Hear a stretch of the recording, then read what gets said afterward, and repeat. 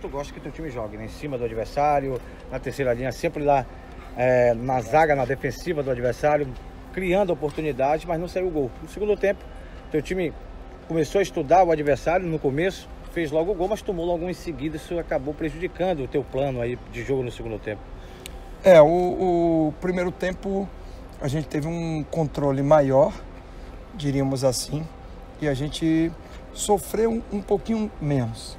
Alguns chutes de fora da área, mas não houve qualquer situação de enfrentamento. Uns 2 cruzamentos ali do Celcinho, que era a jogada principal deles no primeiro tempo, e a busca do espaço do entre linhas, do Didira e do Echeverria para chute de fora da área. Se resumiu a isso. Eu acho que eles cresceram muito com a entrada do Josimar.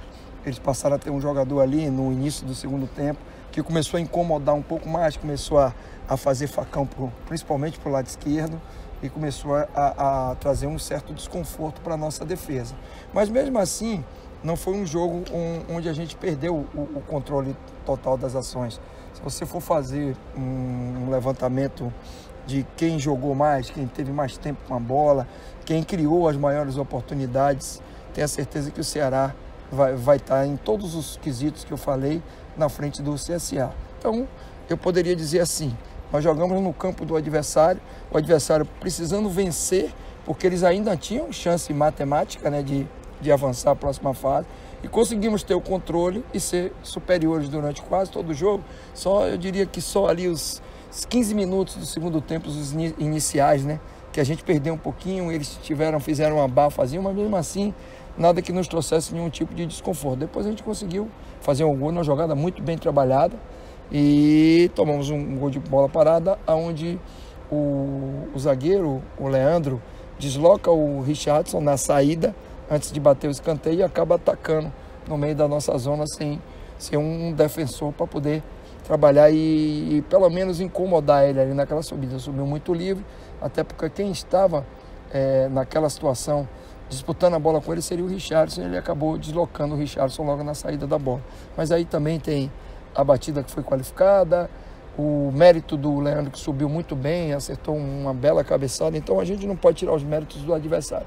Depois a gente fez as substituições, o time voltou a ter controle de novo, criou algumas oportunidades muito interessantes no final do segundo tempo e com certeza pela performance, pela postura nossa, pela consistência de jogo, pela forma como nós propomos durante todo o jogo, a gente merecia um resultado melhor. Mas futebol é assim, para a gente não sai um resultado tão danoso, porque a gente mantém a liderança do nosso grupo e vai jogar em casa agora com o Salgueiro, podendo com toda a condição confirmar nossa liderança e passar como primeiro para a próxima fase. Vou falar em jogar em casa quinta-feira, o que você planeja do teu time? Vai ser o time titular, o time considerado titular? Não tem condição, como é que eu vou botar time titular, cara? Amanhã vamos pegar 7, 8 horas de viagem, não tem como. Infelizmente, não tem como colocar os jogadores, depois de a maioria deles aí jogaram 90 minutos, um jogo desgastante, um campo com a grama alta, como estava hoje aí, e amanhã a gente nem dorme direito. Nós estamos falando agora exatamente à 00:16, tá? E 16 minutos já de quarta-feira, nós jogamos quinta à noite. Amanhã nós vamos pegar 3 horas de pé de borracha, de voo rasteiro, para chegar até Recife, para conseguir em Recife pegar um avião, senão a gente só chegaria, se a gente fosse na logística normal, a gente só chegaria meia-noite de amanhã. Então é uma condição que eu não vou expor os meus atletas de forma nenhuma a esse tipo de situação. Infelizmente foi assim que fizeram o campeonato, foi assim que fizeram o calendário, eu já estou cansado de falar, é a mesma coisa de pregar no deserto. Se o jogo tiver marcado para quinta-feira, a gente vai lá e joga e vai botar aqueles que estão na melhor condição, até porque a gente tem uma sequência depois, tem Copa do Nordeste já na semana que vem, aí começa a semifinal que a gente já está classificado, né, do Cearense, então recuperar esses jogadores para os jogos decisivos. O Juninho falou uma coisa interessante aqui na saída, que o Ceará tem um ataque muito positivo e que poderia e até deveria ter ainda mais, e usou esse jogo de hoje como exemplo. Faltou um pouco de pontaria na opinião dele. Eu concordei com ele, foi por aí também. O Ceará criou muita chance, mas faltou pontaria. Hoje eu vi uma estatística onde eu acho que o Ceará é o melhor ataque dos times da Série A hoje, foi quem fez, mas também a quantidade de jogo que a gente joga, a gente tem que fazer gol também, porque a gente joga todo dia, né? Então é natural que a gente tenha, mas realmente, eu concordo com ele, a gente, pelo número de oportunidades que a gente cria todo jogo, a gente poderia realmente ter um ataque ainda mais positivo do que já é, mas fica parecendo até que é chato, né? A gente repetir as coisas, mas a gente não consegue treinar, né? Então fica até difícil a gente cobrar qualquer tipo de situação do atleta quando ele só recupera e joga. Mas vamos tentar, através de conversa, através de imagens, através de correções, a gente melhorar nesse aspecto que hoje com certeza a gente tinha tudo para sair daqui com um resultado melhor. Parece que vai acontecer aquilo mesmo, né? Você vai treinar o time no avião, no ônibus. Amanhã vou treinar no ônibus, né? Começar a treinar. E o mais preocupante desse contexto é que, diríamos assim, a maioria dos jogos que a gente fez, de 2 em 2 dias, a gente estava lá em Fortaleza, né? E a gente conseguia pelo menos treinar os jogadores na véspera do jogo para que eles pudessem entrar com a mínima organização. Amanhã vai ser muito difícil a gente conseguir fazer isso. Por quê? Porque a base do time que vai começar o jogo de quinta está no banco de reserva aqui.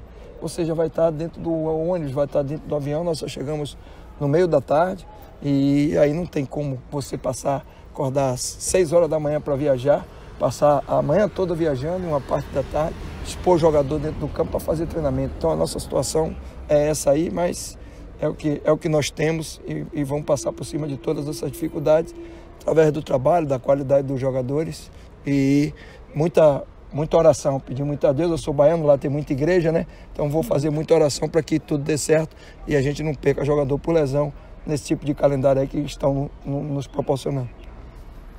Chamusca, em relação ao Floresta, eu queria que você falasse no teu próximo aniversário. Eu nem posso falar, cara, porque eu vou lhe ser sincero. Eu estudei muito o Floresta quando ainda era o Raimundinho, né? O treinador. Depois da mudança para o Oliveira Canidé, eu apenas vi um jogo deles, que foi o jogo contra o Iguatu, que na verdade nós trabalhamos as imagens e a análise do Iguatu para poder fazer o jogo contra eles.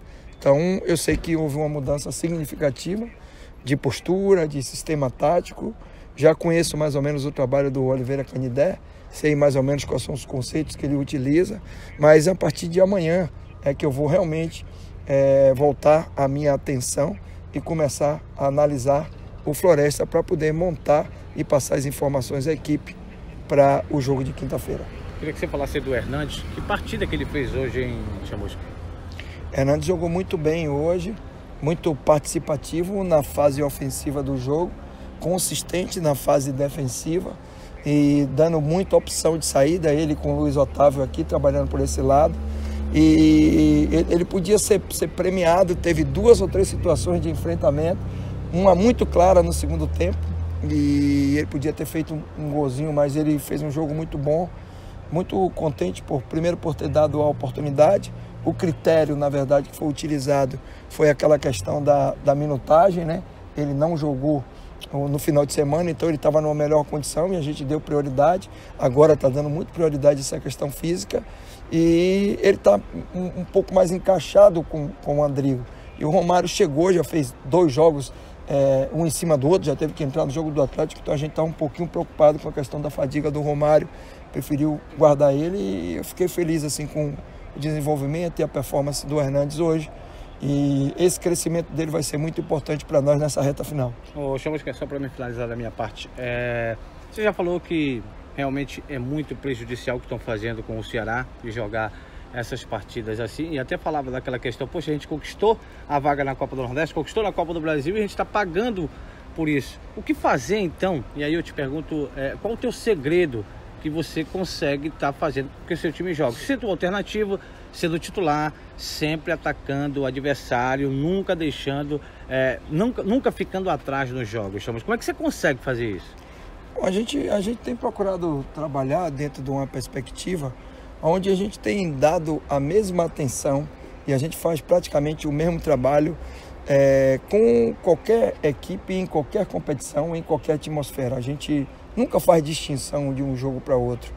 E uma outra coisa que eu acho que funciona muito bem é que a gente, na verdade, trabalha os conceitos quando a gente está treinando a equipe.